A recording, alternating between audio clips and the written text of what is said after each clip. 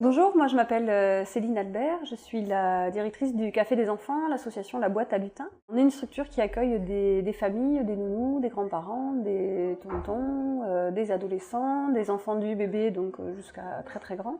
On fait donc des activités et une des politiques du Café des Enfants est de faire en sorte que les enfants n'aient pas de pression sur les épaules. Ce qui fait qu'on va proposer des ateliers, des animations, mais c'est très très variable. On est sur vraiment la spontanéité et sur l'adaptation aux enfants qui sont présents, aux parents qui sont présents. C'est ce qui fait sa richesse. Et tous les midis, on propose une restauration qui est une restauration végétarienne, qui permet à l'ensemble des convives de pouvoir manger. Qu'on mange halal, qu'on mange du porc, qu'on soit végétarien, tout le monde peut manger au Café des Enfants. Le projet du Café des Enfants s'ouvre vraiment sur une mixité qu'on voit donc à travers le public présent et à travers la mixité même des intervenants au Café des Enfants. Donc salariés, bénévoles, stagiaires, volontaires en service civique. Quand on nous a proposé de rentrer dans le dispositif donc, de programme européen, pour nous ça nous a semblé vraiment évident. Je m'appelle Mathilde, je suis éducatrice spécialisée, je travaille à la Boîte à Lutin, le Café des Enfants toulousain. Nous avons accueilli une stagiaire européenne, Judith, qui est venue pendant 4 mois au café et travailler sur un poste d'animation avec les enfants. Elle était éducatrice aussi en Espagne, donc stagiaire espagnole. Elle parlait déjà un peu le français et elle nous a apporté énormément en fait, dans l'échange de la pratique professionnelle.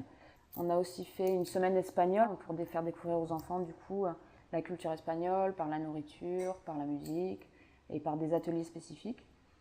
Et l'échange a vraiment été riche, on a appris énormément de choses. Judith aussi, elle a fait énormément de progrès en français.